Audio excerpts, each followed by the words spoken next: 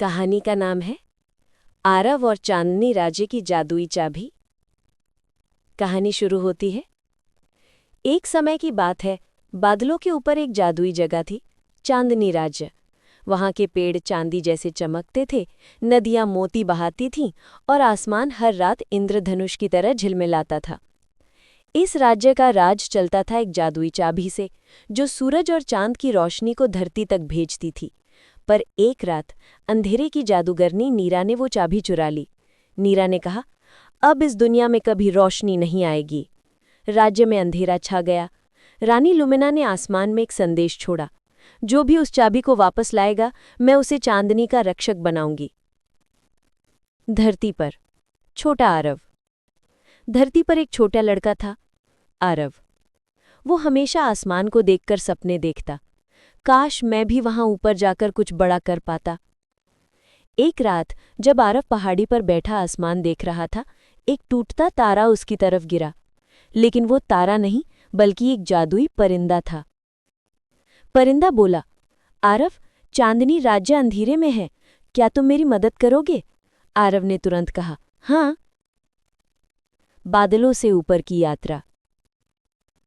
परिंदे ने अपने पंख फैलाए और आरव को आसमान की ओर उड़ाकर ले गया।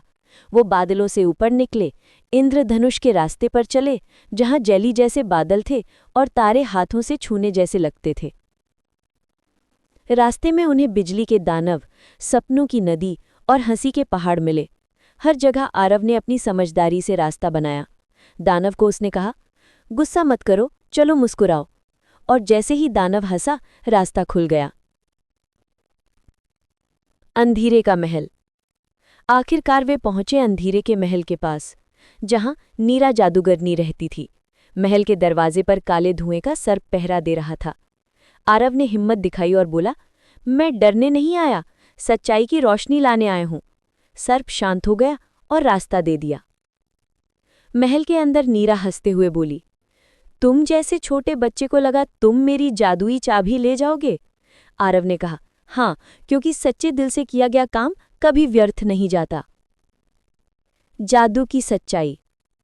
नीरा ने अपने डंडे से जादू किया, महल में आंधी चली, दीवारें कांपी। पर आरव ने अपनी आंखें बंद कर लीं और कहा, अंधेरा तब तक अंधेरा रहता है जब तक कोई एक दीपक न जलाए। उसी पल उसके दिल से एक चमकदार किरण निकली। वही रोशनी चाबी पर पड़ी और चाबी नीरा के हाथ से उड़कर सीधे आरव के पास आ गई। नीरा चौंक गई, ये कैसे हुआ? आरव मुस्कुराया, क्योंकि जादू शक्ति से नहीं, सच्चे दिल से काम करता है। नीरा के चेहरे पर आंसू आ गए। वो बोली, मैं बुरी नहीं थी, बस अकेली थी। अंधेरा मुझे अपना लगा। आरव ने उसका हाथ पकड़कर कहा, तो अब तुम्हें अंधेरे की नहीं, दोस्तों की जरूरत है। नीरा मुस्कुराई और उसकी आंखों से काले धुएं की जगह नीली रोशनी निकली। वो भी रोशनी की रक्षक बन गई। वापसी। नई सुबह। आरव और नीरा चाबी लेकर चांदनी राज्य लौटे।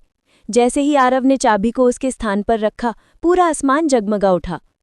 चांद फिर से चमका, तारों ने नाचना शुरू कर दिया और धरती पर पहली किरण पहुंची।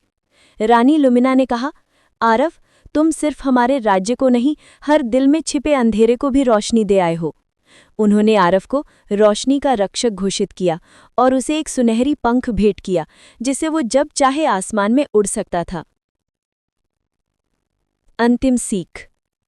आरव मुस्कुराया और बोला, सच्चा जादू कहीं बाहर नहीं होता, वो हमारे सच्चे दिल, दया और हिम्मत में छिपा होता है।